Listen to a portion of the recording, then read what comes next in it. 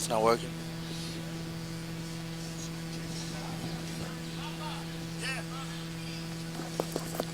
All right, here we are today for the RGVFC Toros game against the Swope Park Rangers. Right now we have the starting lineups for the Swope Park Rangers will be in the goal, Zach Lubin. On the left back will be Christian Duke. Number 55 will be Didic. On the center backs, the other center back will be Meyer with number 26. With number 74, we Mulligan. In the midfield, you have with number 35, Walefi. In front of them, the other center midfielders will be Oliveira, and number 44 will be Granito. On the left wing, you have Tyler Pasher with number 77. Daniel Shaloy, number 30, will be the lone forward. And then the right wing, you have Chris Turpek with number 50. Now let me go ahead and send it off to Coach Maya for the lineup for the Toros. And for your Toros, RGVCFC Toros here, we have on a 4-3-3 with the goalkeeper Callie Brown from Major League Soccer Houston Dynamo. On the right back, Kai Green, number 15. Number 5, number 2, Kevin Garcia. At the center back, Ivan Magalis, and then on the left back position, number 4, George Malky. At center mids, number 8, Charlie Ward, number 6, Jorginho James from Jamaica, and an offensive mid, number 17, TJ Kastner. On the wing, Jose Memo Rodriguez, number 7, and then number 11, Jose Escalante in the left wing from Honduras, and number 18 getting the start for your Toros today is Kyle Murphy from Clemson University as well. And the game gets on the way. All right, we have the action in the back. We're gonna have the Toros start playing from the back. They've been doing this these past couple games. They're gonna try to keep possession, try to get some good tempo. I don't know how you see the matchup today, Coach. Is it gonna be a close matchup, or do you think it's gonna be dominated by the Toros today? No, I mean both teams are actually testing each other like you would earlier in the game. It's both rookie teams in the league, you know, both MLS franchises with very young players. Kansas City averaged 22 years, .2 in age group, and then number 6 in the league in age, and then the Toros are number 7 in the league with a 22.7 average age. So we've got a good group, both right in there in the standings, 5th place, 6th place. So it should be a great match. All right. Well, right now, as we can see, Mauro Manotas is not going to be on the starting position for the Toros since he's called up for the Dynamo first team. Do you think they're going to miss him, or they're gonna be okay with Murphy up top? Oh, you've got players that's why they're here, the USL. You know, obviously it's the league that's going to develop players for the first team, and that's what the #1 job is here. And so you have players like him, and you have players like Rob Jogloy, who's done really well, you know, for us. But if he gets called up, that's the #1 job. And obviously there's a few kids like Kevin Garcia, who was invited also to go and be up there, and Jose Escalante. So when that time comes, there's 5 and 6 other guys ready to step up to take that opportunity. So you already see more than a couple of guys here that are ready for a call-up for the Dynamo, right? I mean, on a weekly base, on a game-by-game base, but you know, their #1 job here with the USL and here in you know, in McAllen, Texas, is, you know, working and playing for Coach Wilmer Cabrera. He's done a great job. You know, our record right now is Pasher, bring it in. Oh, we got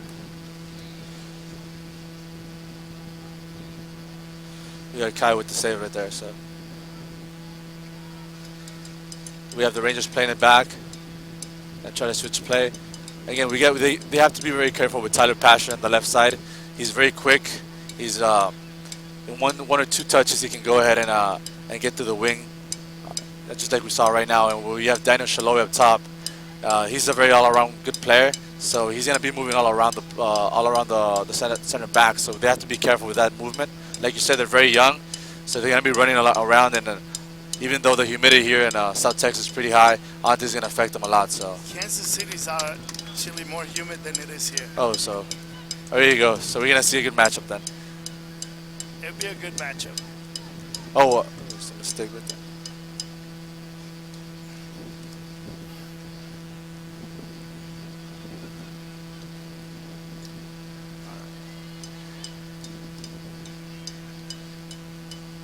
James with the pressure. We have TJ Kasner. Also, he's been doing a good job with in this case throughout the whole game. Last game, he did a good job going through the middle, dribbling through the middle and creating chances. And right now, what he has is Clemson teammate Murphy up top. So I think there's going to be a lot of connection there. All right. So yeah, it's a good opportunity by Casey. They made a nice ball from the left side, looking for the two forwards into their box. They do get numbers forward pretty fast. A lot of times more of a counterattack, but right now the first few minutes, they've actually been attacking a lot. Yeah, we're gonna need to pressure a lot, like you said. They're moving up top really well. They got Oliveira. Also on the top, we have Walefi. So you have pretty much all the midfielders up top right now. Both teams are coming in. The Toros tied 1-1 against the Real Monarchs last week. First 5 minutes of the game, there was a PK called in, and that lasted for them. And Manotas tied the game for 1-1. And actually, Kansas City Swope Rangers are coming from a win. They're trying to go ahead and get into a little win streak right here. They've won away, so we know that they can actually get the job done. And right now, like you said, the RGV Toros are trying to get their first win at home. Hopefully, they can do it. So against the fans here, as we can see, they're very passionate about the team, even though it's been a couple of games already at home. And as we can see, last game they were cheering throughout the whole game, and hopefully, in this case, the home team can get a home win for them. They're keeping possession. As you can see right now, Kansas is dropping to about 65 yards back, letting the defense for the Toros swing the ball side to side, and then they start pressing with their center midfielders. They have a very young group, of players. They have a homegrown player, Daniela Shalai, number 30. He's a homegrown player from Hungary. Yeah, he actually recently played. He came from Hungary. Oh, because the chance from Escalante. Oh, it's a corner kick. Corner kick for the Toros.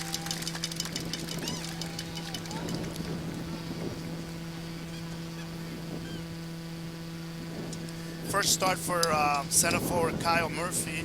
Good center forward, target. Worked really hard in preseason and really deserves this opportunity and hopefully takes advantage of it.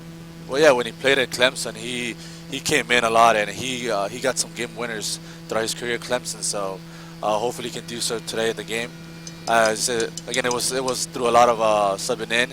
So hopefully, like you said, with a starting spot, he can get a lot of confidence and hopefully get a couple goals in.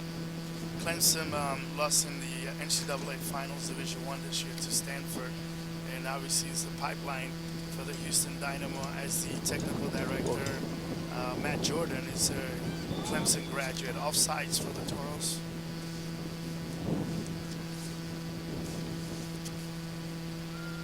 And we see a change in goal today as well for the Toros today, right? We have Callie Brown instead of who was Devin Perales, who's been starting most of the games throughout the season. How do you see Callie Brown in the goal today?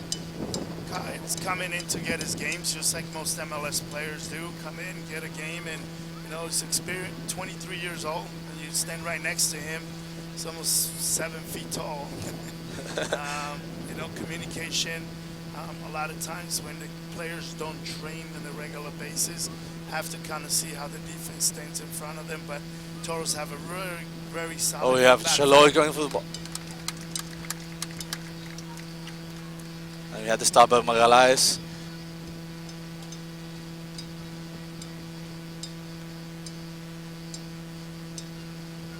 Alright, so Kevin Garcia gets the ball out. Oh, good chance.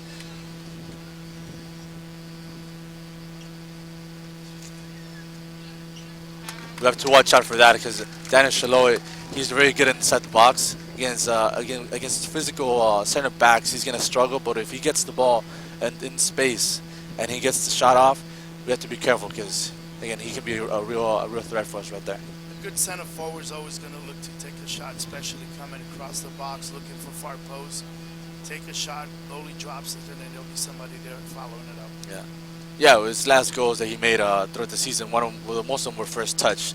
Last one he got was just inside the box. Again, he had to finish it, but he knows how to finish the ball. But we just need he just needs a chance. Oh,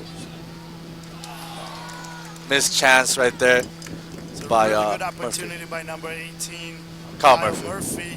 Goalkeeper came out and tried to get around it, maybe hoping that the goalkeeper would touch him and maybe look for a PK, but he got around well. He just was too far on the end line to be able to score from that angle.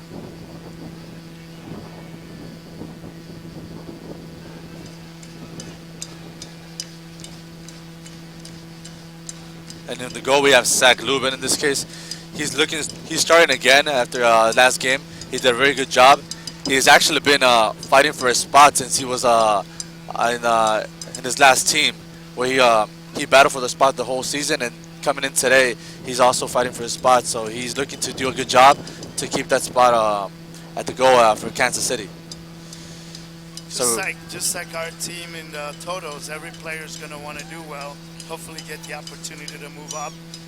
But obviously, you have to try to win games and be consistent at this level before you can move up to the next level. Yeah, like you said, most of the like for example, Owen Coyle for Dynamo, that's what he's looking for, consistency. Just like we mentioned, Mauro Manotas, he showed a lot of consistency over here, and now he's getting the call up over there. That's what you said. Like a lot of these players, that's what they're looking for: time, minutes, consistency, and confidence. More than that, that's what we get a lot from Malky and Kevin Garcia. We're looking at last games again. They have a lot of confidence playing to the back. Keeping the ball too in their feet, so it's a good sign for a team when your center backs can actually play the ball and take in a couple of forwards. Well, they're solid in the back. They move the ball well. You have to actually make sure that your midfield is supporting and check into the ball, keep good possession, and you don't give up bad balls just coming out of the back. For this game, Kai Green, last week he started at left back and he was switched to the right. And George Malky now is playing the left back position.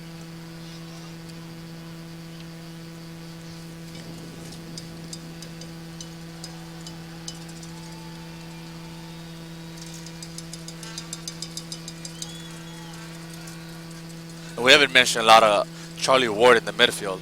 Again, for the Taurus to start getting some good tempo, I think they have to get the ball to his feet. And he's very talented. He reminds me, well, he's coming from the EPL, so he reminds me a lot of Cesc Fabregas and Jack Wilshere, just because of the size and the way he plays. First touch, simple. He always gets the ball to somebody, so you know that every time he gets the ball, it's going to go to somebody's feet. He's a simple player, very consistent, can play a very good driven ball, great around practice, great with every single player, makes everyone better. That's a sign of a good player. I'm talking about him right there. He has the ball, you see. He's going to just play it simple. Somebody...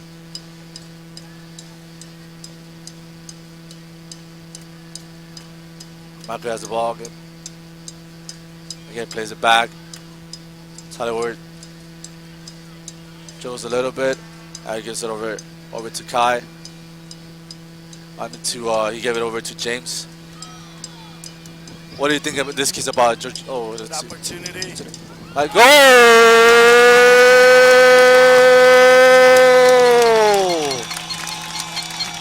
by Memo Rodriguez. It was a great build-up from the middle with Jorginho and Charlie Ward. Jose Escalante took the defense on. Memo gets the ball in the corner of the box and finishes right in the corner. Great finish. 12 minutes into the game. Now let's see what they can do the next 5 minutes. Very important. First 5 minutes of the half, last 5 minutes of the half, first and second half, and really right after a game. Now you can get this crowd behind, opposite to last week.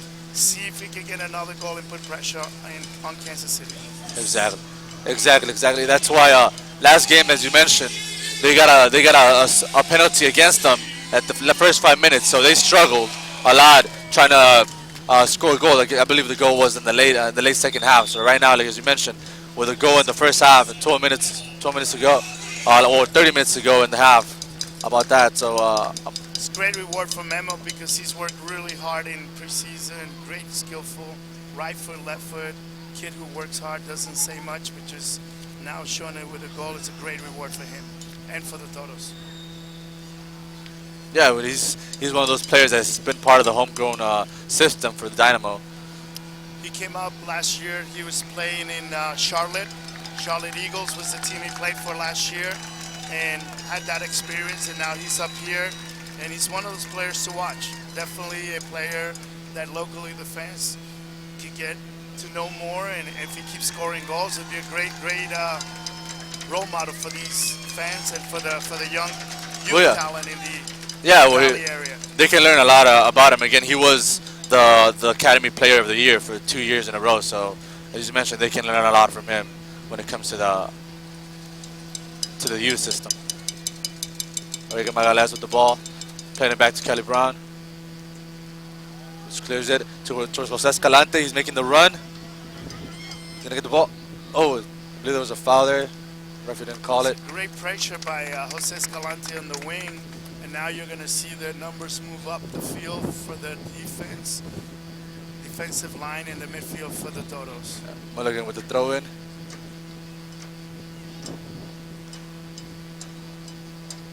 Unlucky.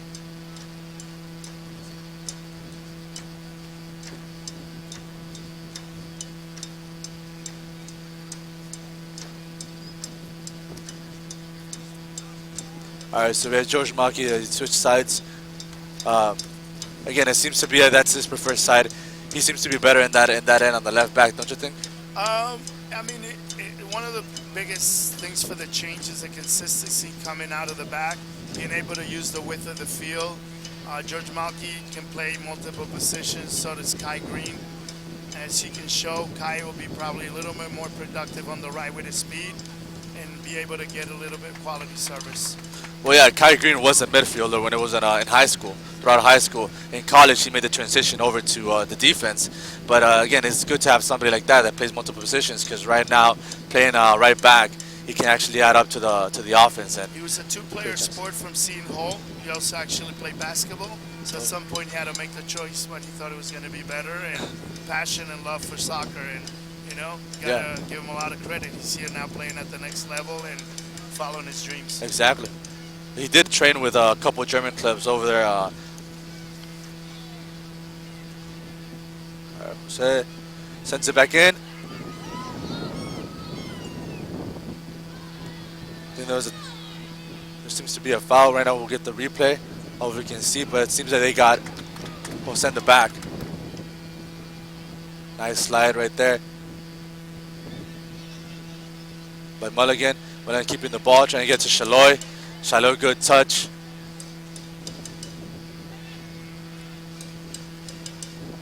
Good pressure by Totos there, but a good job of coming out in those tight spaces from Kansas City. Yeah, Kansas City was doing a good job right there, but again, better job was Totos trying to get the ball. And we got over here, we got George Maki trying to add up. And Kyle Ward with the pass.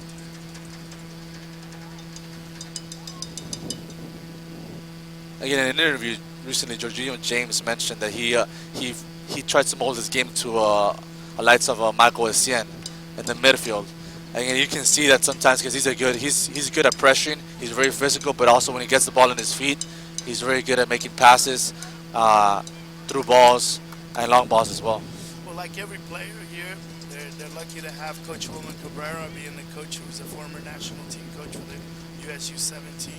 He's played over 750 games professionally in 4 World Cups and has played those positions. So in practices, these players are getting better and better as they start establishing themselves as starters. Jorginho is one of those, can win a lot of balls, very hard on their tackles. And one of the things he's done really well is his passing ability has improved.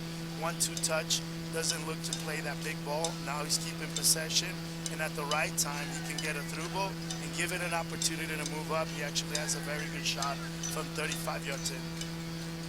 Yeah, and well, right now Kansas City also having a lot of influence on their coach.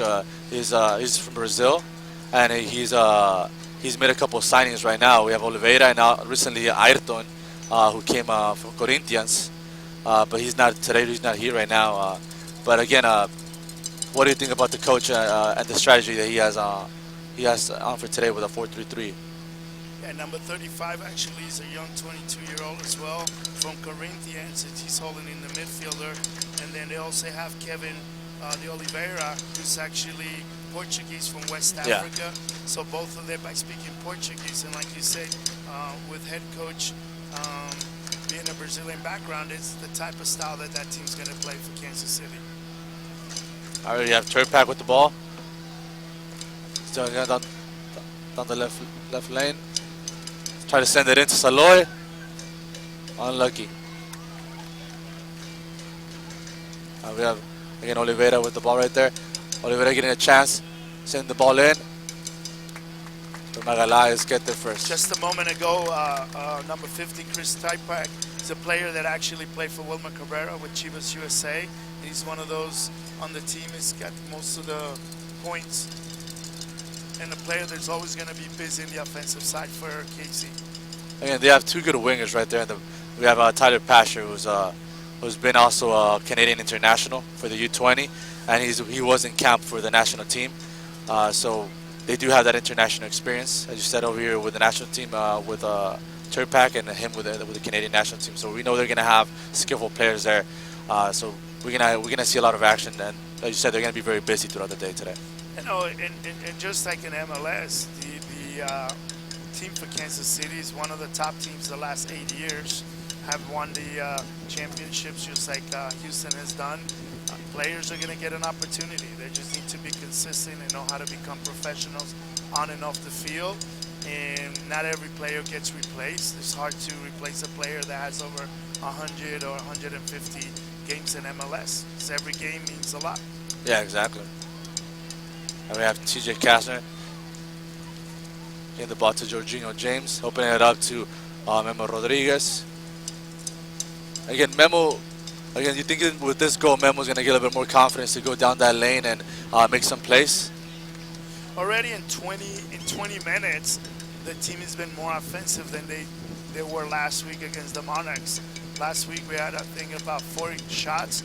We have a goal right now, and we've had 3 opportunities inside the box. If you keep pushing numbers in there, you're going to create opportunities. You're going to score goals. Exactly. Maki with the header. Again, defensively, Torres has done a good job throughout the season. Again, that hasn't been the problem. I think the problem has just been finishing up top. We don't see it as a problem. We see it as something that they keep working on. And until you don't play all the teams, you're going to play a different opponent. They're going to play tactically different. Yeah. Some teams sit back and counter. Some teams, you can say right now, our players are young, play well on the road. With a win at home, it would make a big difference, and it would put them up in the standings a little bit higher as you get closer to the end of the season. 8 teams in each division make the playoffs, so that's the goal. The goal is to make the playoffs, and hopefully by the end of the season, nobody wants to play the Toros. Exactly. As you mentioned, right now they're tied for 5th, so a win right now could actually bring them up a couple spots.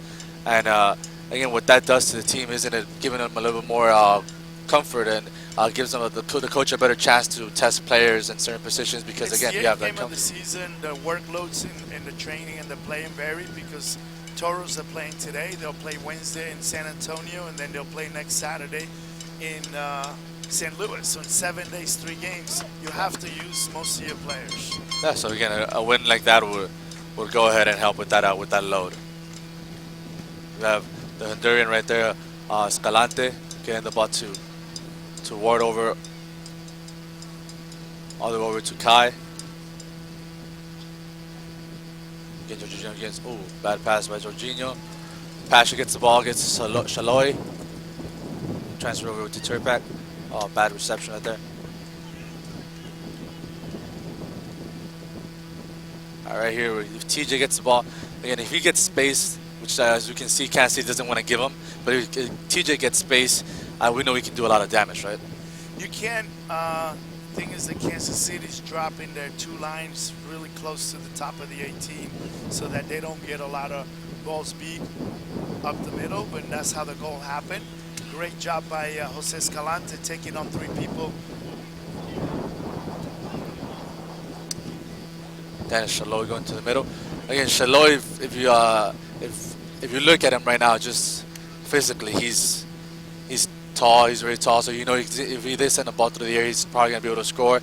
If they send a through ball, he can get his foot in there. Well, in your experience playing with players that size or that of that physical presence? He's 19 years old. Yeah, and he's 19 years old. Again, so he has a lot to learn. But in your opinion, when playing against somebody like that, in the defense, what do you do? Again, do you try to mark him man-to-man? Do you give him some space? What would you do? It depends how they push, what kind of runs they do. I know that Toros do a great job with their back line, the back four. And, you know, every game, every half, they take it, depending who they're playing, what the score is. And tactically, that's what you do in your team. Well, right now, again, Kansas City is trying to get more possession of the ball. As you mentioned, right now they're trying to play out the back, but the pressure from Toros is overwhelming for them. As you see again, right now they're getting some fouls. So Kansas City, if you're the coach right now, what's your strategy? Do you try to keep possession? Do you try to change it? Do you try to send some long balls? What would you start doing? Obviously you want to keep possession, but you want to keep playing a simple game and keep the pressure on. You don't want to sit on a 1-0 game, especially at home. Exactly. We're starting to see some play from the back end, a little bit more. The rhythm's getting down. The intensity is dropping a little bit from what we saw in the first 20 minutes. Buenos Aires got TJ with the ball. So the through ball to Escalante. Finishes a goal! The second goal. Great give and go again. TJ Kastner plays the ball up the middle, beats the midfield line of the Kansas City. Nice little flick. TJ takes on, puts the ball in the corner on the left side, and a great finish on the front post of the goalkeeper for Kansas City. Yeah, Memo with 2 goals. That my mistake right there. Again, physically or just from here, it seems like it was Escalante. But yeah, Memo got his second goal now. Again, now him with a brace. And now Tyler Pasher with another assist. He was assist leader for the team right now, so he's getting up there again with on the assist table for the league. He's one of the top assist leaders right now. So crowd's getting into it as the flags go by, and you know you're up with a 2-0 lead. Now, opposite to what I was saying before, a 1-0 lead you can sit on. 2-0 could actually be something that you can kind of relax, and if the other team scores a goal, they can build up confidence. So keep playing the way you are. Keep playing, see if they can get another goal. Well, yeah, now with a 2-0, they have more pressure to score. Again, Kansas City does, so now there's going to be more spaces for Torres to try to go and get another goal. But we still have about 20 minutes left in the half, so still a lot of action left. We're going to sack a little bit with the long ball. Oh, again, straight back with the pass. Try to send it back into Walefi. Walefi with the ball again, a through ball, but now we got Maki with the save. Right there, we have James who can send the ball right now because we have Escalante and Memo on the right and left side. As you can see, Memo and Escalante have switched sides. Right now, the defensive shape in the back line with Kevin Garcia, number 2, and Ivan Megales are doing a great job of keeping the game in front of them and not allowing Kansas City to get behind their backs. And then Jorginho and Charlie doing a great job of keeping the ball in, but also now finding the through channels. And TJ, as you can see, and Jose, and now also Memo switching wings, you know, doing really well. Well, if you look at the 2 goals are very similar. Again, the other one, Escalante went up to the defense and he just got the through ball to Memo on the side. This case now was TJ Kastner who went to the Z defense and just got the through ball on the other side and got it to Memo. Well, you try to attack the middle, so you draw the defenders and you always give width with 1 or 2 players, and in both situations, attack the middle. If the defender's not there, you're going to take the shot, or you get in the box.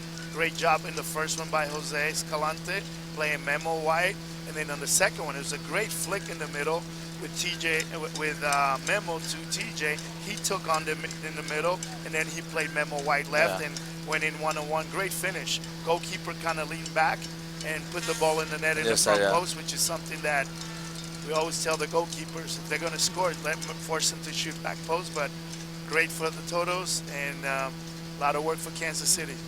Yeah, well, Zach Lubin, again, he's usually very good at those, at one-on-ones. But, again, we also have Memo, who's very skillful, and he knows how to finish. So, that's why, again, that always makes a difference in the end of the score sheet. Memo, like I said before, he's been very consistent, very good in practice. Up to this point, it was kind of quiet. But now, 2 goals, builds confidence, and hopefully will even keep getting better. Yeah, you can see in his celebration. He just goes up and he's just very enthusiastic, and hopefully it can bring more out of him when it comes to his confidence, personality as well. So that can show throughout the game. Kai playing it back. Kylie Brown clears it out. Escalante's fighting for the ball. There's a foul there. Again, Escalante he's not getting those calls. Again, like right now in the box, he didn't get the call for the penalty for the PK. Right now, there's a through ball, and Kansas City gets a corner kick. Tactically, Kansas City is going to have to step up a little higher, put some kind of pressure, because 2-0 down, you can go to the locker room at 2-0 and say, okay, we need to go back. They get a goal before the half, you're still in the game. You're always going to be in the game. A couple of games ago, we were beating San Antonio 2-0, and within 7 minutes they tied the game, and Rob Jorloy scored the winning goal in the 95th minute. But game's not over until it's over. Yeah, well, as you said, again, a 2-0 is always a very it's very hard to play with that score, because again, any goal that they score adds more pressure to you and more confidence to the other team. Great job keeping the ball 1-2 touch, so the other team can't really pressure. When they do, you find a smart through ball and you keep it again, and you stretch him sideways, you stretch him depth-wise.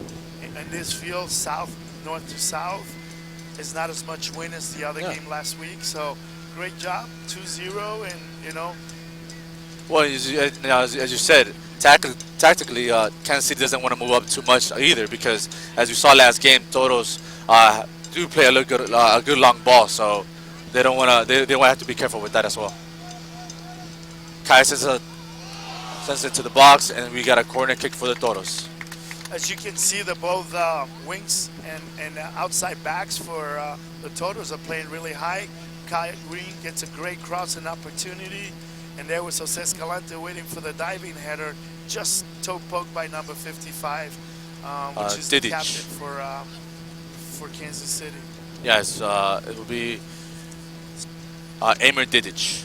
Actually, that was Amir. He's not the captain. He's the center back. Amir Didic. Yeah. Sends it back in. We have Kai with the ball. Sends a good ball. Oh, good. Oh, bicycle kick by Jorginho James.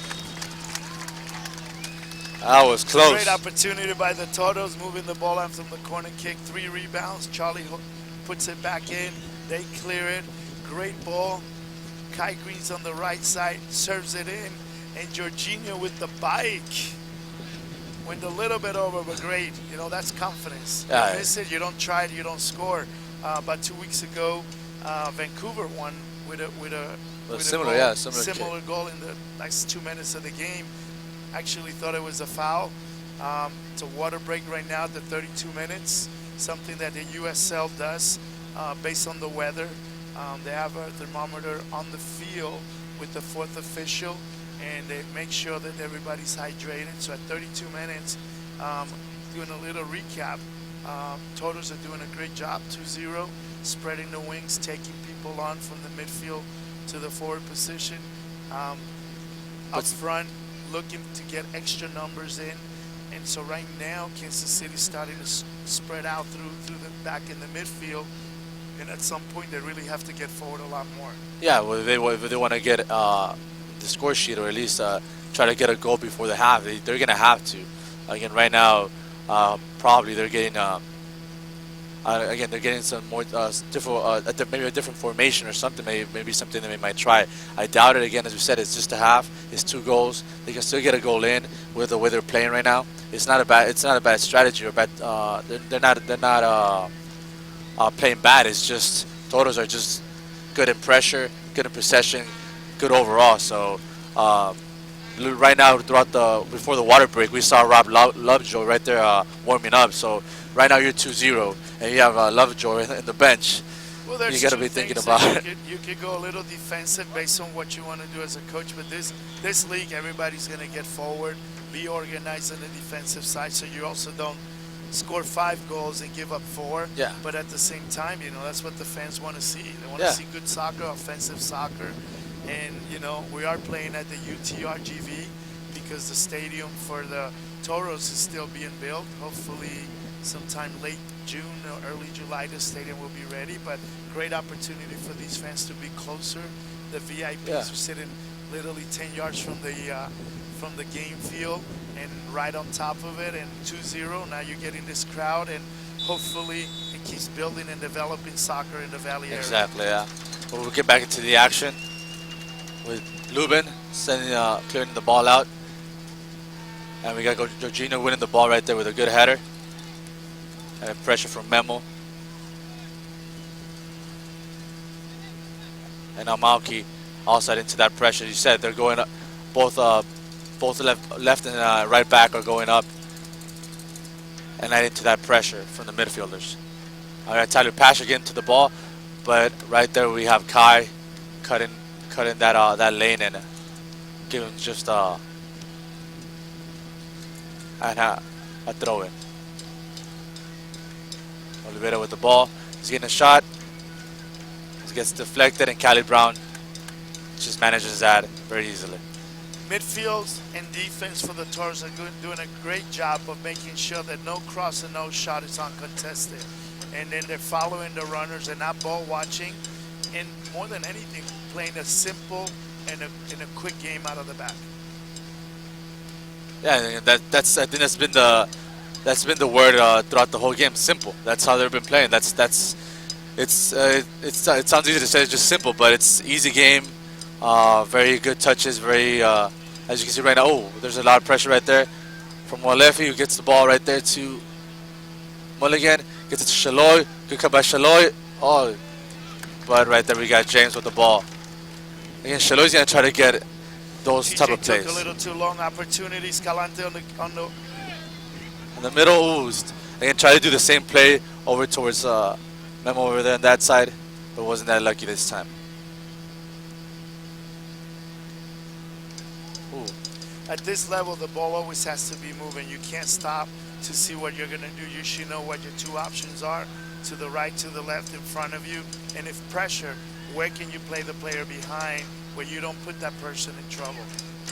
Oh, the good through ball, but it's offsides. Again, I think in this case, Kansas is trying to go ahead and play a little bit more with Tyler Pasher on that side. They're seeing that there might be more possibilities of getting the ball through that side, like right now. So I think we're gonna start seeing a lot of balls going through that end. But we also have again Kai over there, who's doing a good job. Right now, both outside backs have done a decent job.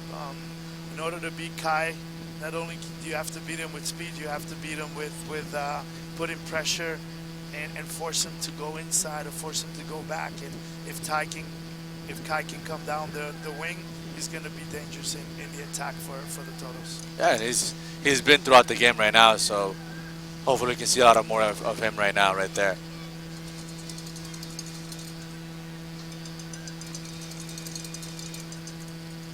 And we see the fans are getting into it with a lot of chants. Now you have beach balls out there.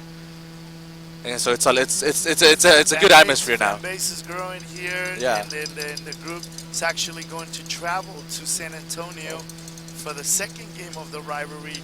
San Antonio FC on Wednesday at 7:30 p.m. There will be a bus leaving from the Vipers office and Toros office on 10th Street.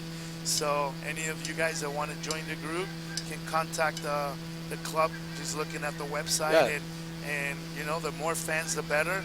The club is taking care of that for for the fans to travel. Oh, The there you middle go. of the weeks it's tough to get out, but if you become a big fan, Well, a big supporter, well, we were here at the UTRGV, which is the university right here in the Rio Grande Valley. Which again, you have a lot of college students who are out of school already. Which, if it's in the middle of the week, it's a free meal. You can just go over there and cheer. So, hey, if you're in the area and you want to go out there, free trip to San Antonio. Hey, I'll do that. I'll take that any of the week. I think for the young kids, they're getting ready for finals in school. It's a little Yeah. bit tough, but you can watch it on uslsoccer.com and go to YouTube, and then you can watch every game. And you mentioned also again the stadium. We can also get into the training facility. We know that Toros have been training in this stadium or in this field most since they started the club. Now with their own training facility, do you see how do you see that coming together? The facility, opportunity Oh. for Kansas City. Good. Turpak getting the ball into Saloy and gets the goal. Goal by Daniel Shaloy. Again, as we mentioned, this was going to happen. Again, if he gets it in the box, he's a good finisher. Yeah, we were talking how good the defense was doing. They got beat, didn't step up, and it was a good ball back from number 50, Chris Typeback, back to Shaloy on about 12 yards out. And a player like that with that open space is not going to miss. Yeah. And we have a game, 2-1, just like we were talking before. It's going to get interesting because if you're Coach Cabrera, what are you going to start doing right now? Do you try to hold on and just go to the halftime with a 2-1 score, or do you try to still push forward and try to get maybe a third goal? No, they're going to try to go score more goals. You cannot say, look, 2-1 and they can tie it any minute, and at 3-1, you want to get too comfortable. So just being decisive and being able to not lose the ball in the middle and not give up any goals like we just did, and hopefully take this win. They get another through ball. So we're starting to see that again. As you mentioned, that left side. Now they're going to start attacking that left side again. But although the goal was over here on the right side, again, they're starting to see that Shaloy and the open space it's gonna help them. It's gonna hurt Toros throughout the game. They have Escalante with the ball, going towards the middle, looking for some help. Kai tries to get a through pass in there, but no. Memo had the ball on the right side when he played it to Kai Green. Kai Green could have switched a little bit, so you're not going back into the space where the ball came out.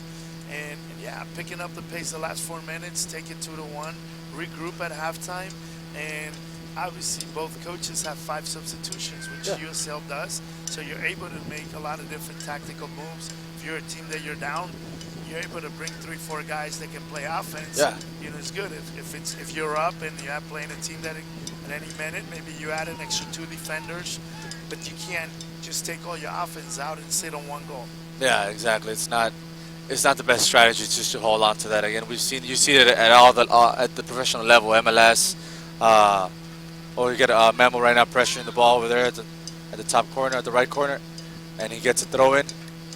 We have a throw in for Toros. You see Kai getting it in. We're not seeing a lot of movement right now from the Toros, although in those type of throw-ins.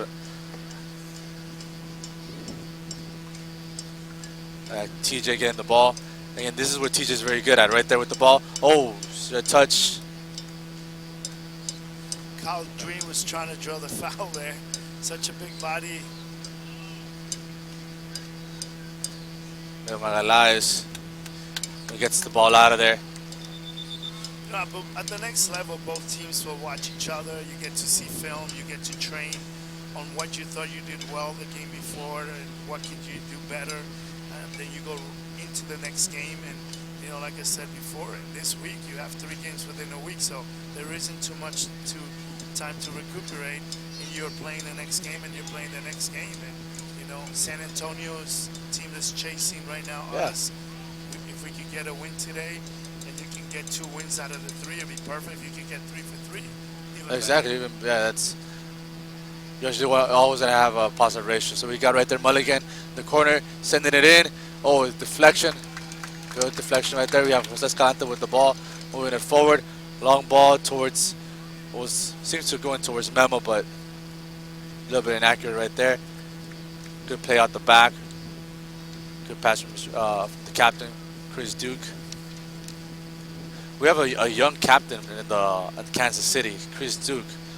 He's, as we can see, Christian Duke. Christian Duke, yeah. Number 32. He played with the University of San Diego, and he played for Oklahoma Energy last year in the USL. He's And 24. The coach for the Energy USL used to be the former goalkeeper, European international for the Kansas City Sport. Wow, all right. A lot of connections there. We have Charlie Ward with the ball. Good ball opening up towards Escalante. Let's see what he can do right there. Towards him. Ooh, nice move. Wait, he gets it. Gets it deflected. Ooh, you got a foul call on him. He was a little bit aggressive Very right good there. by Escalante getting in the wing and trying to take him one-on-one. Obviously, the right back, Jimmy Mulligan, number 74, did a great job knowing that he's a left-sided player. He drew him in and tried to beat him and anticipated and won the ball. And then Jose at the same time tried to go in a little bit hard, as you can see on the replay, and drew the foul. But if you get your wings taking somebody on one-on-one, you beat them. You're going to create an opportunity. You open in the width of the field. You can take them on. You can shoot. You can cross. So you're not showing that you're a one-sided player. Yeah, exactly. And he's going to get a lot of chances to do so throughout the game. Oh, we have James right there with the recovery. TJ gets the ball on his feet. Gets to Escalante. Escalante's playing it back towards Macchio, and bad touch by TJ Catherine. 45 minutes. We're now on time with the referee. Referee's done a very good job. Game has been flown really well. Not too many stoppage. Yeah, it's been a very, the ball's been moving throughout the whole game. We haven't seen a lot of injury. Well, luckily no injuries. Not a lot of fouls either. So it's been a very good game. Kevin Garcia trying to move up. Moves it up, open up to Kai. Very, very steady player. Kevin Garcia, right foot, left foot, really doesn't matter. Good in the air, has good speed to recover. And he can do a long ball as well. And mainly in the air. Again, he can win in the air. The style that the Toros play is building out of the back. If you were to get in trouble, you would play down the wing to the corner of the box. The most you're going to try to play, because as you develop the players, you can move up to the next level. And it doesn't matter tactically what the next coach or the next team that you may play for is going to play. You have to. If you get used to one system and one coach, you may not play for nobody else. Exactly. Well, if we look at not only here, Kansas City and the Toros, both of them have players that play multiple positions. Good long ball right there, Boalefi, but Magalhaes gets to it first. Opens it up to Malky. Let's see what Malky's going to do. Again, he has the option to send the long ball, but he plays it to the back. Magalhaes actually slowing down a little bit, forcing them to come out of that shell and keeping good possession. Charlie gets the ball. Good through ball over there towards Memo. Memo's going to go. He's going to try to get a pass in there. He's going to open up. He's going to take it himself. Tries to get a through ball. Tries to get in between the defenders. And Tyler Pasher saves the corner and sends it to a throw-in. Very good build-up from the back to the middle. And then on the right side, Memo, once again, getting that confidence and scoring those 2 goals and trying to take players on. Kyle Murphy try to keep the ball. Good possession. Right there, Kyle wasn't so lucky. And that's the end of the half. By the Toros, we have the Toros who are up in the score 2-1. Hopefully, again, they're going to regroup. We're most likely going to see some subs in the second half. Hopefully, they're good additions, or perhaps not. Again, Wilmer Cabrera may be comfortable with this team. Right now, the Toros are doing a very good job with the 11 they have in. Maybe you give it a little bit, 15-20 minutes, to see what subs there are. You obviously have Rock Lovejoy, who can come in and score goals. Um, Probably tighten up a little bit in the midfield so you don't give up so many giveaways. Yeah. Uh, and then keep spreading the wings out. Done a great job, not only on the right side with Memo, but on the left side with Jose. And then sometimes inverting one with the right foot coming to the left or the left to the right because it brings a different shot into the goal. Um, you haven't seen a lot of Kyle Murphy, but he's done a good job of being busy, keeping the center backs busy, and you know that could create another opportunity in there for the Yeah, well, Toros. that's what we saw in the first half when it came to Kyle Murphy.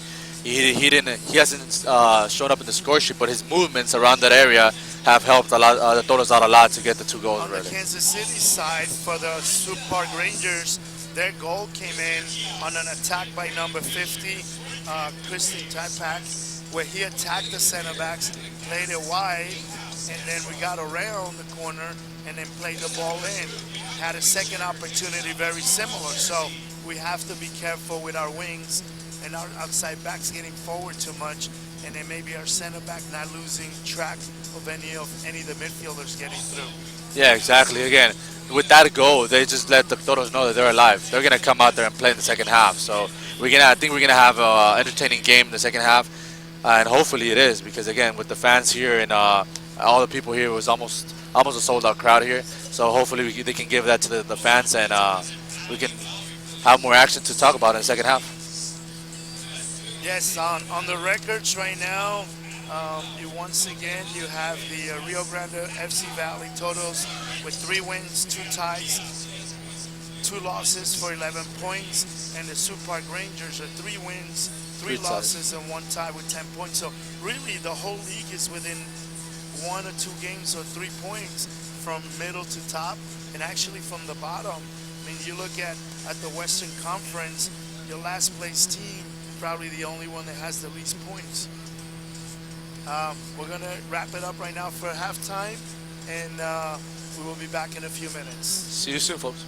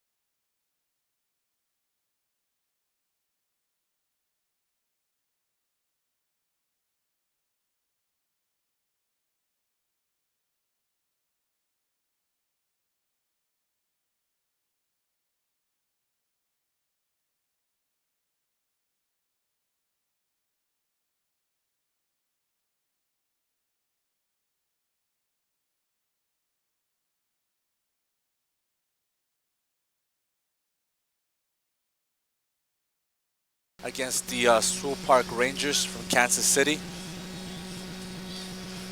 We currently we haven't seen any substitutions, so we see that it seems like the starting 11 will be back on the field. It was a really good first half, for the totals up 2-1. Obviously more scoring power than last game against the Monarchs where it was a 1-1 tie. Went up 2-0, in the first and the 12th minute, and then about 7 minutes later scored the second goal.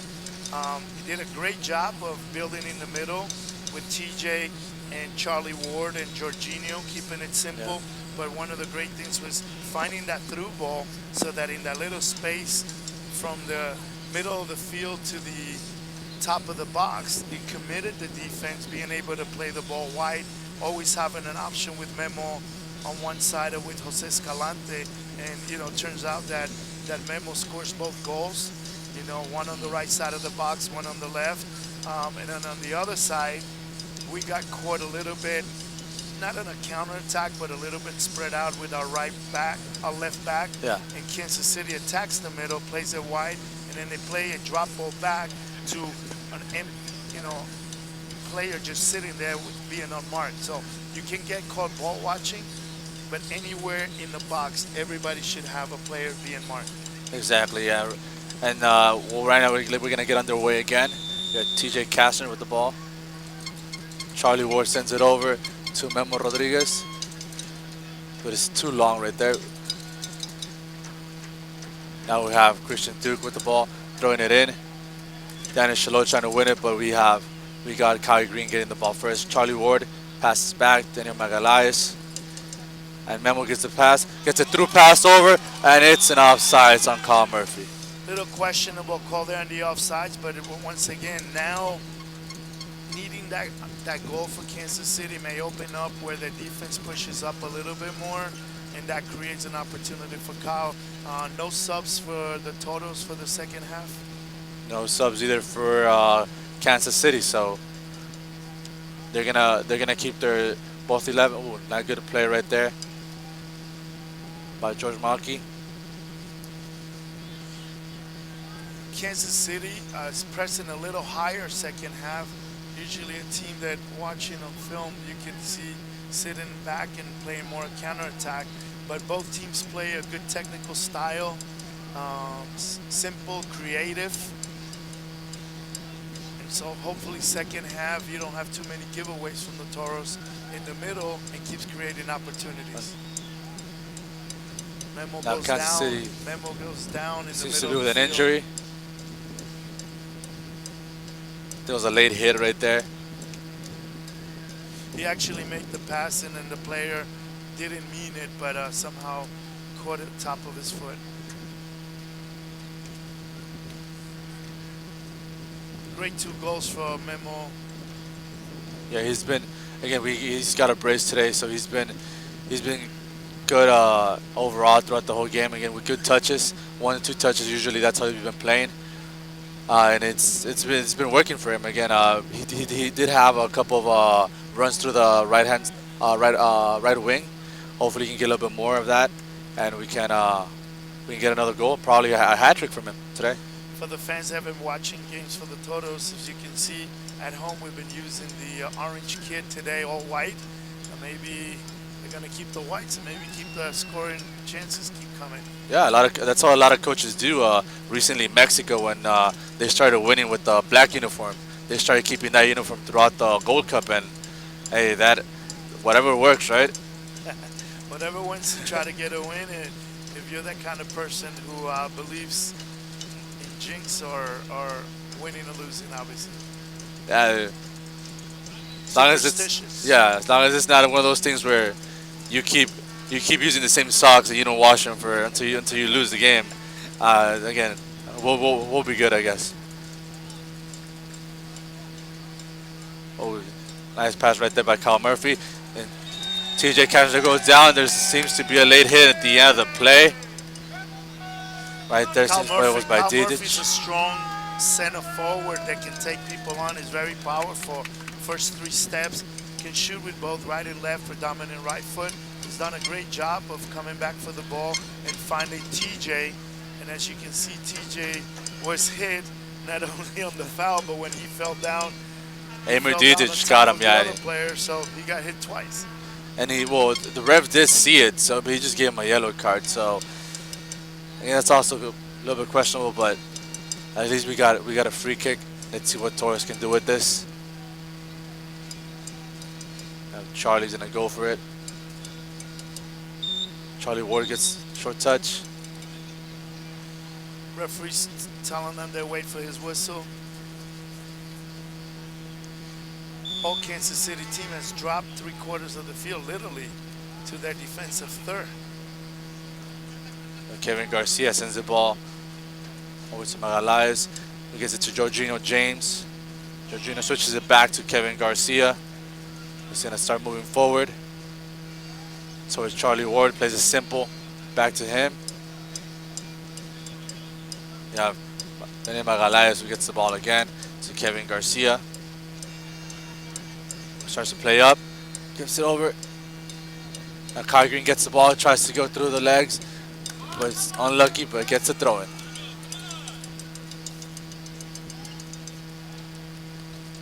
Now Kevin Garcia gets the ball, gives it to Jorginho James. Starts trying to play off the back. Set it over to George Monkey. Now James gets the ball again and switches it over to Kyle Green. I bought Memo. Ooh, Memo with the good quick first touch, and there's a be a foul. It wasn't an intentional foul. The ball was in the air 50-50, but it looks like the referee is going to look at it as high leg, dangerous play, and that's why he gets the yellow card. It was a diagonal ball by Jorginho. The wind has kind of picked up a little bit, and right now it's going against on the north side goal. Well, we were able to see how the ball stayed in the air for a little bit quite long right there, and they both stuck their foot out there. It really wasn't it could have been anyone because intentionally, yeah. but it was a foul when you go with your foot up or your cleats up. Well, could have been more dangerous if it was in the air. They both put their heads in. Yeah. Or one player's planted, and that's when a lot of players do their knees or their ankles. And at the same time, Amir Didic, who got fouled on, he has to be careful because at the same time it could have gone either way. If we would have gone right there a little bit later, Kygan would have been the one receiving the foul. But that was the center back, number 55, Amir. Yeah, Didic. Yeah. Also, young player for 19 years old. Again, one of those players that doesn't look 19, right? Myers, number 26, is Indiana player. Player has been already in the MLS with the Galaxy. Lots of experience and, getting games here, which is something that a few years back, MLS did not have the reserve squad, so the players weren't getting enough games. So the quality of the product now has improved because there's more players being developed, more players having game situation. That improves the MLS and obviously improves USL. U.S. soccer as a whole. Exactly. We have kids, or literally kids, 16-year-old kids debuting for Kansas City. So that always helps, as you said, development-wise, getting that competition in. We have the ball getting played back to Zach Lubin, who clears it out. Kai Green with a good header right there. Yeah. Kai Green with the hops. He was a basketball player. He had to choose between soccer and basketball, as I mentioned, and he could stay up there. Well, he did. He probably had his knees over the opponent's head. Well, Charlie Ward getting tangled up with the ball. And Kevin Garcia playing it back. Ooh, the wind picked up, like you said, right there, keeping the ball back on Cody Brown. It's important that you don't sit back on a 2-1 win, and instead of playing backwards, you try to get the ball a little bit more. They're pressing higher. Kansas City's pressing a little bit more to the outside back, which means the two center mids have to be available a little bit more, and our center backs for the Totos have to be careful. And as they play that ball back to the goalkeeper, it's a little bit slippery and wet there. With the wind, take that into consideration. You have to maybe take a second touch on the ball and clear it wide. Well, we didn't see Charlie Ward come all the way down there in that third of the field in the first half. So yeah, you said we've seen them come a little bit back or get a little bit further back in the field, which can be dangerous in the future, but hopefully it does pick up and they start moving forward, as you said. Callie Brown with the goal kick. Good one up there. Now Jorginho James with the ball, tries to get the switch over to Kevin Garcia, who's moving up with it, sends a through ball to TJ Kastner, who gets it to Charlie Ward, sends a good ball, but gets intercepted on that end. That was a very good build-up, 1-2 touch going into the forwards, back into the middle, then looking for the switch from right to left. Yeah, with Jimmy Mulligan, Jimmy Mulligan did intercept over there and that end.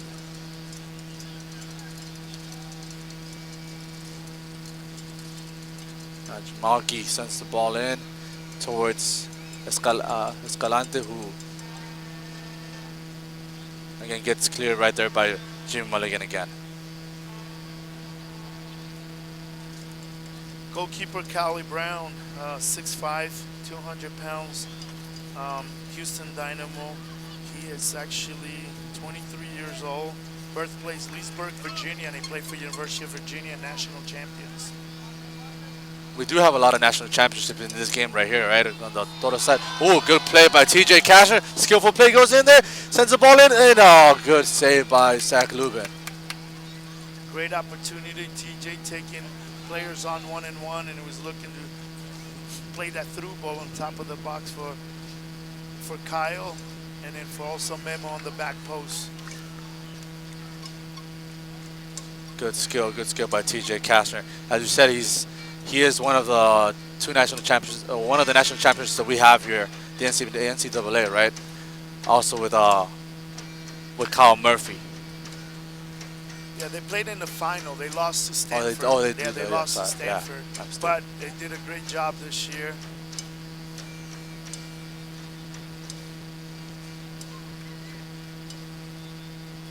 Jorginho with the switch. Ooh, good play right there. Great turn by Oliveira. And then good save by Jorginho James. Good slide by the former Nigerian international, or the Jamaican international, my mistake. In an interview, Jorginho James did mention that getting that experience in the international side did help him a lot to develop his game. Like you said, a lot of players here who, again, have been called up to international games, we will see them get a little bit more experience, a little bit more development there. Do you think that also, again, with internationally and with the USL, they'll get more minutes and more experience in that end, and hopefully we'll see some good soccer in the MLS. The more you play, the more you can. Obviously, I think everybody's dream is to play at the national team level, but you've got to start somewhere. And for most of these guys, this is their opportunity. They are. Hey, late hit right there. He stepped on the play. Kyle has been coming from a bad ankle. Hopefully, he's not hurt.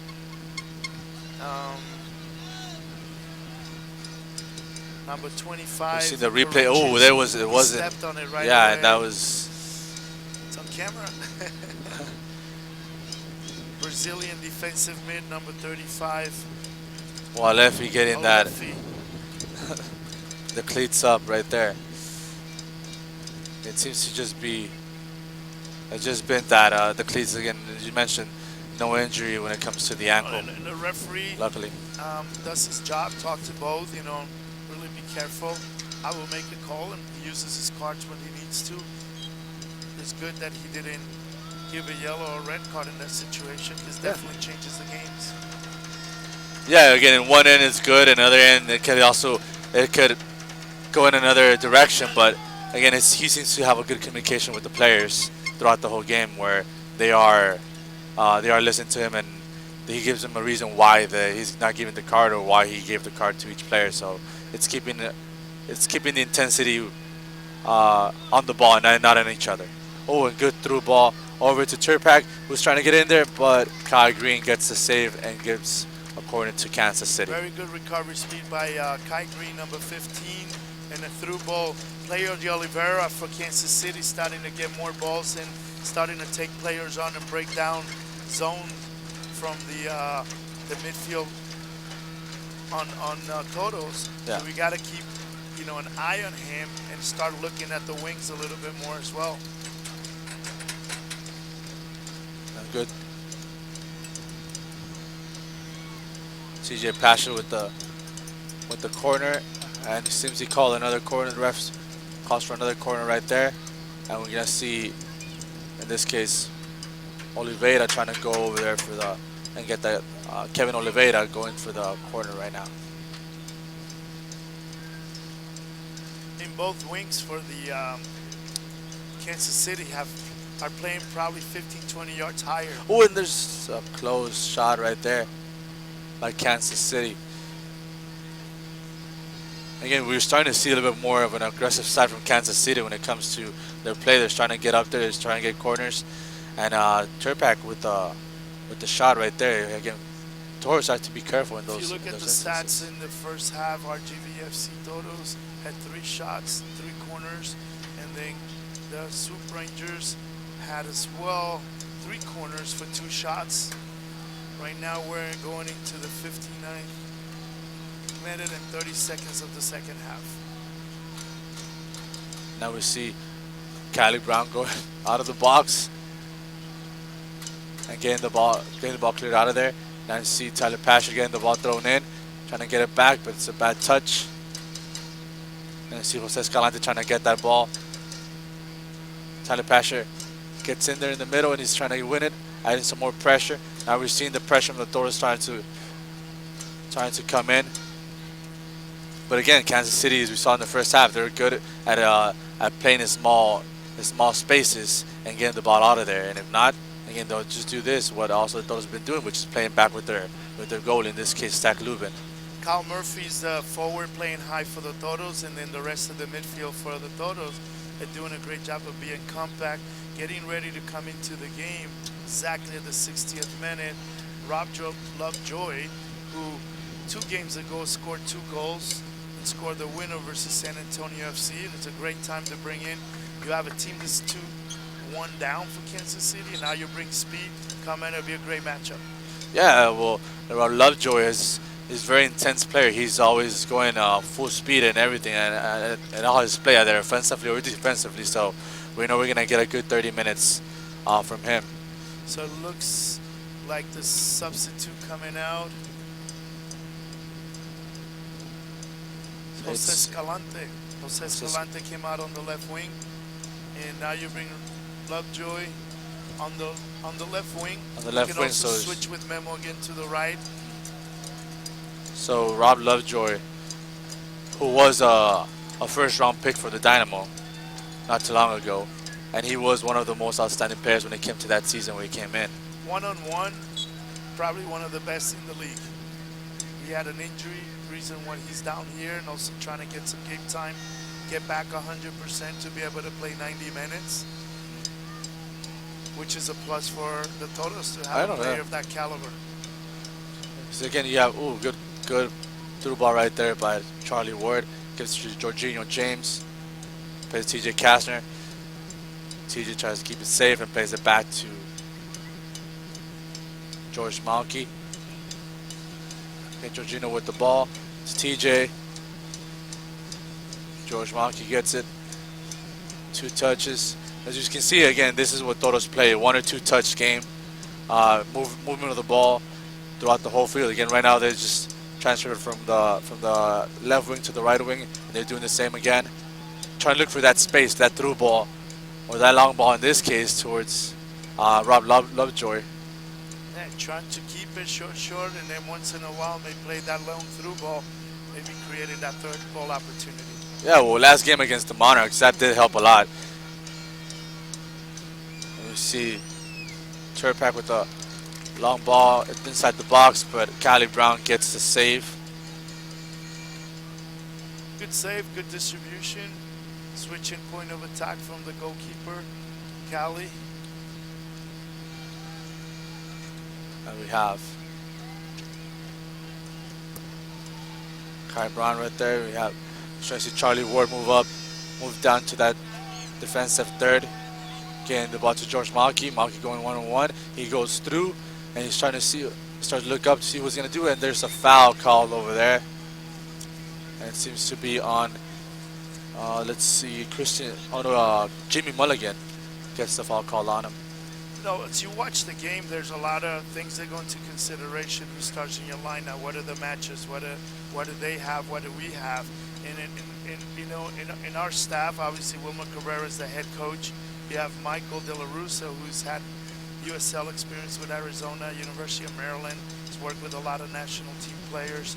You have Steve Fell, who's our conditioning coach, who does a great job of doing soccer-specific conditioning and make sure that the players are able to play your 90 minutes, or your players are able to recuperate a little bit earlier. Especially this week, it's important with 3 games in 7 days. And then you have Donovan Dolan, who's the goalkeeper coach, who's also the UTRGV goalkeeper. He's done a great job with the 3 and 4 goalies, the 3 goalies for the Totos, and the MLS goalkeepers that come down. And then you have Caleb Vilexen, who's our trainer, and so all of us have an important role, but most important is keeping every player on the field and not injured. Exactly. And that's what we've seen again today. There hasn't been a lot of injuries, a lot of instances for injuries, so it's been a good game. So we see that the coaching staff is doing a great job at that. Now we see like there was a sub for the Toros. Yes. George Malky came out, probably injured. Yeah, George Malky came out. Number 24 came in. In this case, let's see. Bradley. Number 24, Bradley Burgess. Burgess. Yeah. Bourgeois. He's a product out of Tulsa, and he's scored the first goal for the Toros as they total. So hopefully we can see if we can do that. Okay, so we've seen a sub in the offensive and the defensive side of the Toros. So they solid player, not easy to beat. He's strong, he's good on the tackle, can get forward if needed, but he's going to come in and strong as Kansas City starts pushing outside mids or forwards or more players into the midfield. Hopefully we see him also in the attacking end of the field, as we've seen, as we saw George Malky do throughout the first half and part of the second half. Now we have Chris Turpak starting to play the ball. Now Oliveira gets it and opens it up to Jimmy Mulligan. On the right wing, plays on the left wing. You always see him around the ball. And well, that's what you always want to see again. He even had a shot in the last corner kick, which could have been the tie and goal for Kansas City. Now we see Christian Duke with the pass to Turpak, and there's a foul on Charlie Ward. Kyle Green with the foul, 66 minutes in, and then Toto's getting ready for the third substitution. Actually, Kansas City's getting ready for a substitution a little bit too.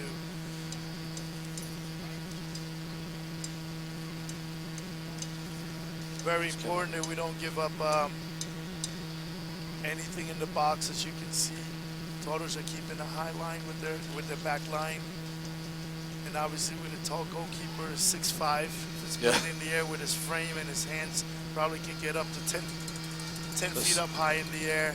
We see Jorginho's coming out, and for him, bringing a little bit of air. There's Zach Steinberg, number 26, also coming in from the Dynamo to get some minutes. Very good. Can come in and get about 23 minutes. Dangerous ball.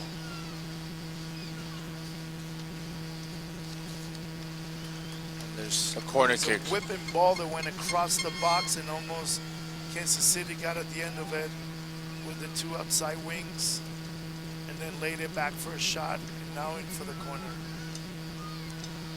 Very important that we don't foul much and give them an opportunity. Yeah, exactly. We don't waste too much time and keep the ball moving and go for that third goal. And we see Tyler Pasher getting ready to. We have Rob Lovejoy on a one-on-one breakaway at top. We'll take our chances. As you can see, oh, and there's a close shot by Kansas City, but it's deflected by what it seemed to be Kai Green. Kansas City brings a lot of players to that front post, as you can see, creating a lot of traffic for the goalkeeper. Little flick and that can end up in the back of the goal, especially with a left-in swinger. This is what you practice during the week. Again, these are the type of plays that you hope to get at least a chance on, and hopefully you get a goal in. Two good teams that play close to the same soccer. If you look at the stats, the number of shots, the number of goals given, the number of goals scored, they're very close. It comes down to set plays. It comes down to who's smart, who gets close to the top of the box for a PK or matchups. You know, one-on-one, how can you create a 2v1 and how can you get numbers in front of the goalkeeper in case he drops it? Yeah, and as you mentioned, when you have players that play that way, or teams that play similarly, you don't want to give up any type of set pieces at all. So now we have. It seems like it seems like Chris Turpak came off the field. Let's see whose replacement was. 47. So it was number 47. Mark Anthony Gonzalez comes in the field for Chris Turpak.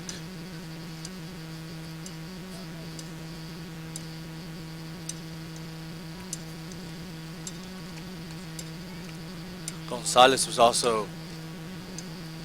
You also have number 31 in now for Kansas City up top. Very speedy forward. So we have Shaloy and Chris Turpak have come off the field. You have Selbol, coming into the game. Very good one-on-one.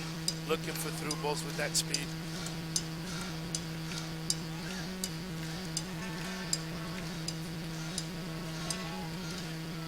So we're looking, in this case, what the message that Kansas City is looking for. They're going to look for some type of through ball or breakaway and try to get the ball, that ball in there. And both coaches and assistant coaches start playing with their subs more like a chess game, trying to figure out who's going to control the middle, what wing somebody can beat someone, or like we said before, look for that foul.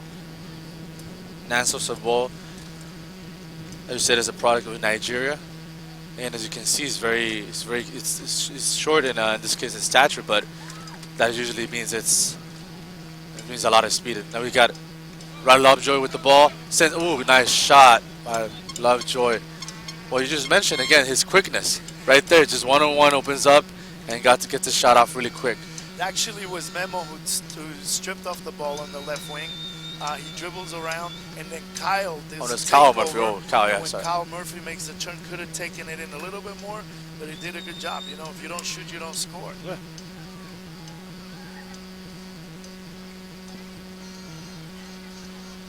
Nice, getting ready for the goal kick. Lovejoy gets the header. Tries to bring it down for TJ Kastner. Steinberg trying to get the ball right with there. Those balls played back and no communication. Oh, Cali Brown again not risking the high ball, since right now with the wind was dragging the ball back a lot. So we don't. There's a lot of numbers right there from Kansas City. So we don't want to risk any balls right there in the air. One more sub for the Toros. Oh, we're bringing in number 13, Emilio Garcia. Is a really good midfield. Yeah, this very good creative player for Memo, who has had a great game, 2 goals, and has created a lot of more opportunities, and 72 very good minutes for Memo. Yeah, pretty good minutes to get 2 goals. What else can you ask for in this case? At least to score, and not being a forward. Coming in from the Pachuca product in Mexico. Oh, we got TJ Kastner to the middle, sends a through ball towards Rob Lovejoy. Let's see him right now in the one-on-one. Gets forward, and he tries to. Oh, and he gets through. Sends it in, and gets Ward with the shot. Bad luck right there, and he gets it again. TJ Kastner with the shot over the goal, just right over. So yes, we were speaking that one-on-one isolation for Rob Lovejoy. Great ball by TJ. He beats the player, gets around, plays it back, and we hit the first shot, couldn't get off the second one, and then a great rebound, and that's what the crowd want to see. Yeah, yeah, when you have a good player like that, Lovejoy, who likes to play for the crowd, again, he could have easily, at some point, he could have gotten the a pass through or at least some type of play right there. But what he do? He tried to go for the one-on-one. He got it in, and unlucky from Charlie Ward right there. And TJ Castner's done a great job all game of finding his teammates up top, or in that situation taking the shot himself for scoring opportunity. Now we're seeing the Toto starting to pick it up again. We're starting to see what we saw in the first half, which is having them start to play up a little bit more, opening those wings a lot. What we're not seeing is, in this case, the left and the right back starting to add up. It's not unlike the first half where you saw every other play. What they've done is they pushed up their wings higher so that the right and left back can't get in too much, because you could get caught spread out, and you're going to get those one-on-ones where Toros can, with the speed they have up top, they're going to get that third goal. They're most likely going to get a goal in this case. You were talking about the last player to come in from Toros, Emilio Garcia. He actually scored in his debut with Pachuca, and it was a game winner. So we know the kid can play. He's very quick. In this case, he's a good distributor. He actually can play under as a number 10 or can play wide on the wing. Very fun to be around in the group. Keeps good possession, works hard, can hit the ball with both feet, right and left foot. Yeah, and he does have experience at the higher level. So as long as he gets the ball on his feet, we're gonna see some good chances from him. Talking about him right there. Emilio Garcia gets pressure on the ball. He gets pressure on Jimmy Mulligan, who starts to play up. He's trying to get the ball in there, but we get a save right there.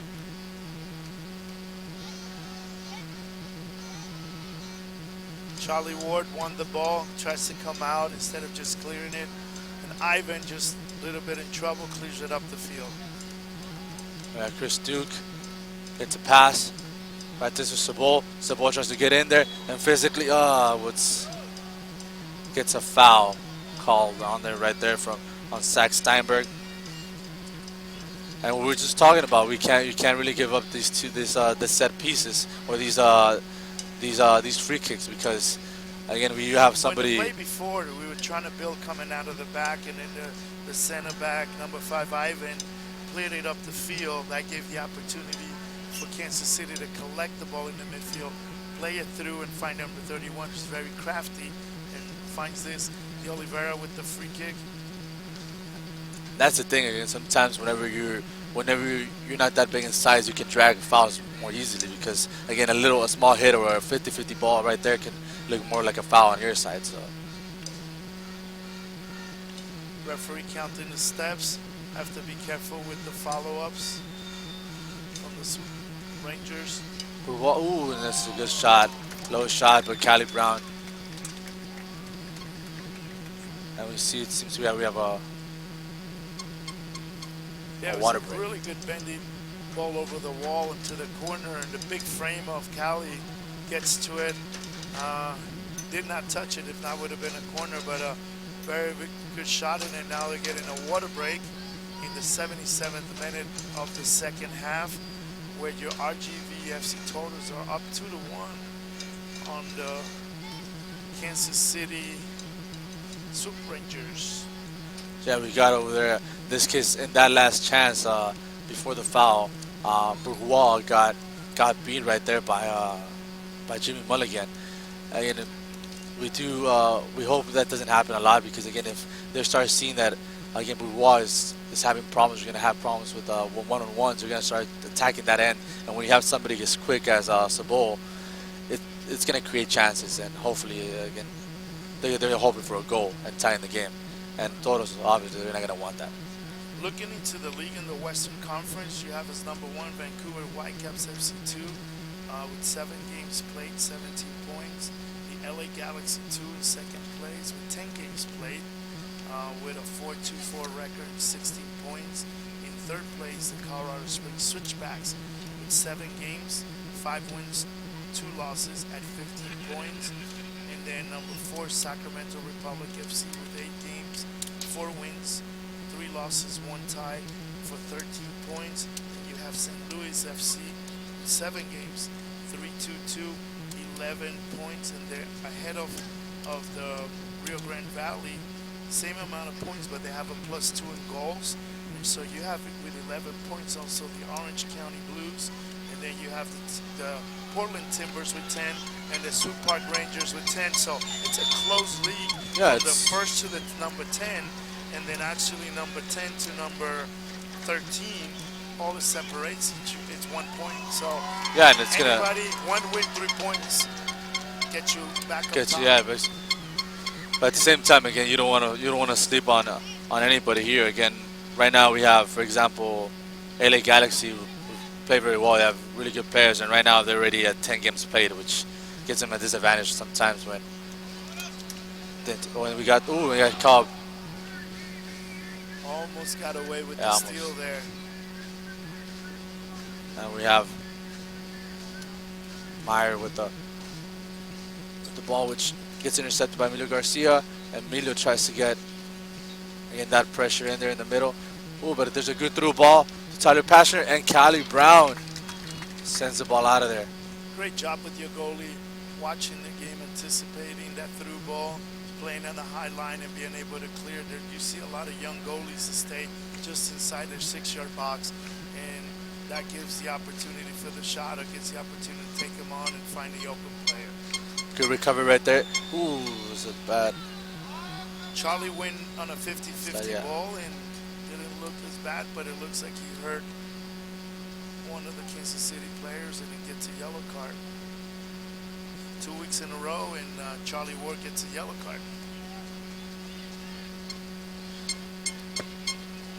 Again, well, in this case, you'd rather him try to go for that 50-50 ball, and rather than just not go and gotta have a ball go through there and just maybe make a play. So And once again, we were talking earlier, we have to be careful with the amount of free kicks that you give. You're up 2-1, 80th minute, little bit of time. And the ball was played way over to the side of the goal. Kansas City does have to take care of those chances. You know, they got at least four free kicks in that area, in the dangerous area. They're not taking care of them. It can come back to haunt them because it's one of those things where whatever you don't score or the chances you don't take advantage of, somebody else will. So On the other hand, the Toros should be staying on their feet and not giving up any of those opportunities. yeah, it's also credit to them as well. Again, making sure that they don't get any, they don't take any advantage of those. We got Gonzalez again with the reception and with the steal. And Passion with the first touch. Tyler gets the ball, goes to the, and gets a good little skillful move right there, and Kevin Garcia gets the save. And gives up a free kick towards Kansas City. Tyler Passion will go ahead and send it in Very again. good speed by number 77. Tyler Passion being double with both players. Still found a way to get the corner kick. Now let's see if there's any set pieces for this. Played for Paul Mariner in Toronto and was given the opportunity to move up pro. Went to England on trials, didn't happen, and here he is now with Kansas City getting the opportunity. It's a good shot. It's just to get a shot off. And Tyler Pasher is one of those players that can play anywhere. Up top, either in the left wing, right wing, even center forward. He's a very good header for his height. He was actually nominated for a goal of the year with a goal, with a header. In this case, he was marked by 3 men, and he got in there and got the ball over the goal. And Number 31 has come in, and still Cebol has done a good job. Very crafty. Have to be careful inside the box. Is one of those players that can draw an easy PK when it's a foul for Kansas City Swope Park Rangers. Yeah, him and Anthony Gonzalez are starting to create some danger right there.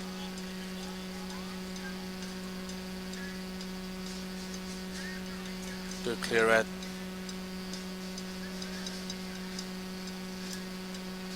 There's a get through ball right there inside. From this case was from Oliveira. Build up by Kansas City, attacking the middle, going from middle to Emilio right. Garcia gets the ball and he gets stolen back. And Cali Brown with safe hands. takes care of that chance right there. Right now, you're going to see more attacking from Kansas City with the last 7 minutes of the game. The game will open up a little bit, probably giving an opportunity for Kyle, TJ, and Rob Lovejoy. Ooh. Seems to have been a 50-50 ball right there. Won by Kansas City, in this case by Chris Duke. And right there we have Ivan Magalay. Gets a save. Lovejoy, who made that run all the way from the midfield to try to cover, in this case, Chris Duke. Oh, and we got Steinberg gets the ball and gets intercepted right there by Didic. Great work by TJ. He's been up, he's been back, he's won a lot of balls. Unlucky in that through ball. And he gets on the ball right now. Starts dribbling down the field, looking for somebody to get open. Obviously looking right there for Lovejoy. Oh, and good, nice pass. Scooped it up over him. See what Lovejoy can do with this. One-on-one. Oh, nice shot by Rob Lovejoy. Again, he gets another one-on-one chance against Chris Duke. Let's see what we can do with it. Gets it back. Kyrie Green, good movement of the ball. Experience with Rob Lovejoy. He attacks, he draws, he calms the game down. You know, they try to triple team him in there and play the ball back and maintain possession for the Toros. Yeah, I said it shows experience right there. Any other player probably would have just tried to just shot the ball back in there and probably got stolen.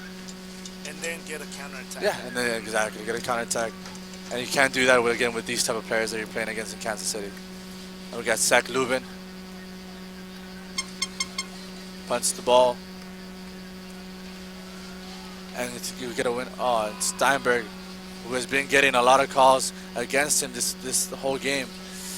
He came in a few minutes ago and talks back to the referee. You have to be careful. And once again, we don't want to give up these easy opportunities, especially on the Toros half. And as hard as they work to keep it 2-1. Yeah, exactly. Free Right kick now we have- specialist to Oliveira on the ball.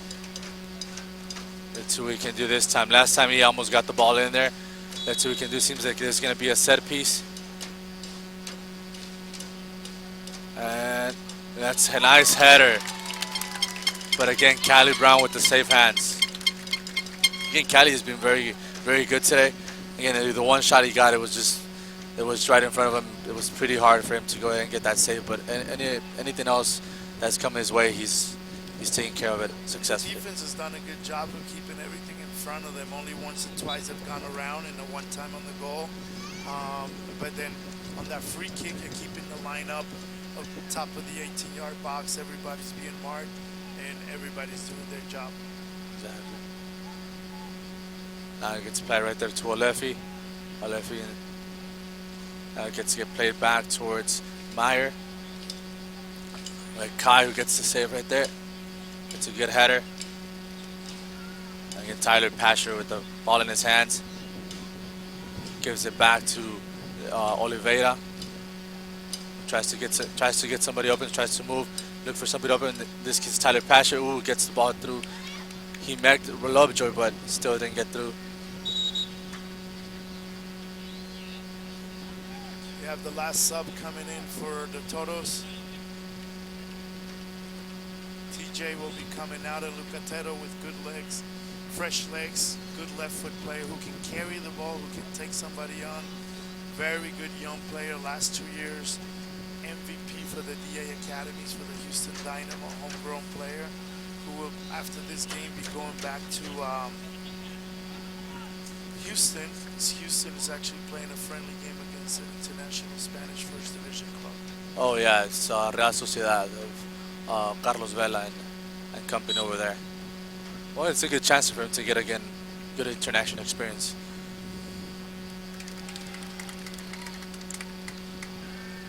Get ahead right there, and Luca goes right away, tries to make an impact. Gets the ball.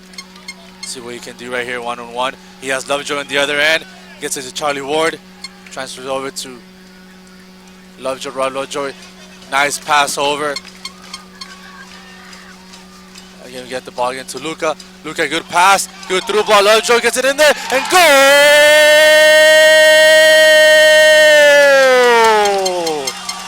Nice combination by Lucatero. What an impact player. Comes in, wins the ball, plays it off to a forward, gets it back.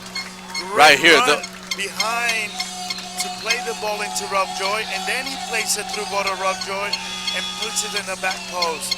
What a great job. Make the coach look good, and a great job of putting the through ball for the assist. The two subs make an impact.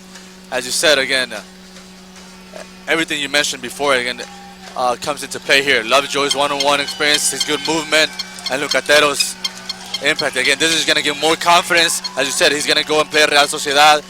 It's going to give him more minutes. Everything's working out right now for Toros. At 89 minutes, all they got to do is just take care of the ball. Make sure there's no surprises from Kansas City, because as you said, right now earlier on with San Antonio, they got up on them right away in a couple of minutes. So hopefully. No, and it was a great goal. You know, with a few minutes left in the game, you get the crowd in. It's your number 12 player in the field. Your crowd, your home field advantage. Oh, and then Kyle Murphy gets the ball. It's good. He has Emilio Garcia inside the box. He gets it. Oh, but Emilio. Great opportunity. Obviously, the game's opened up. Kyle Murphy plays the ball a little bit more strength on his pass to Emilio Garcia, and he would have been able to get that shot off. Yeah, Emilio again. He kind of was waiting for the defense. He was hesitant when it came to the ball. He tried to stop it again. Perhaps he was trying to look for somebody else to play it off to, but again, Kansas City also came back and made a play right there. Now Luca with the corner sends it in. Kai gets it. Oh, header! Oh, nice save. I think Kai Green just got about 25 feet up in there and headed that ball down. Great opportunity. In no man's land, but very no, good save. There's no man lands up there. Everything happens with confidence. Yeah, exactly. I don't know, again, Luca, I don't know if that's what he was planning to do, if that's what he was playing to, but he came out of nowhere. Now we got Kansas City with a throw-in. So the lines for the Kansas City, you have a back line and you have everybody up. The midfield that you had earlier in the game that controlled it, got through, it's just a wide open game in the middle. Yeah, and that's where all the players be coming from for Lovejoy. By himself, open up in that wing. Oh, we have some mix-up right in the back. Van Magalhaes just clears it out. He doesn't want to know anything about that. Now we have over there Emilio Garcia trying to hold on to the ball. Well, there's Lovejoy over there. And Emilio trying to pressure. Lucatero put in the pressure.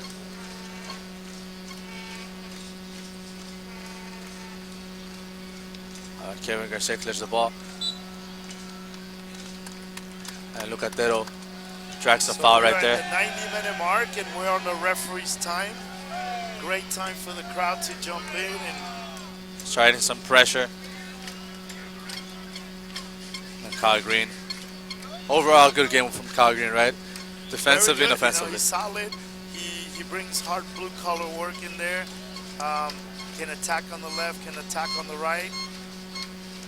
For everybody listening, you can go to the RGVFC Toto's website, as the Academy will be holding some camps this summer, and also they'll be running club and trainings for anyone who's interested in doing extra training. There's games and teams that will be coming together for the fall. Opportunity for the Toros. And with the next game, in this case, the next home game for the RGBFC Toros is going to be on June 4th against San Antonio at 7:30 p.m.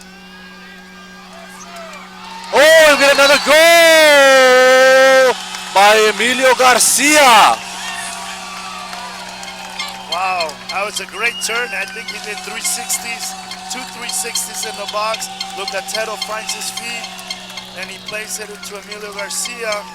And then he turns again, the goalie comes out, and right in the corner, he slots it in right through the legs of the center back for a 4-1. 4-1 for the Toros. Lucatero making an impact with that. Well, we should give him an assist. Yeah. Yeah. The pass comes in and makes 2 assists in 12 minutes. What a great stats for Lucatero.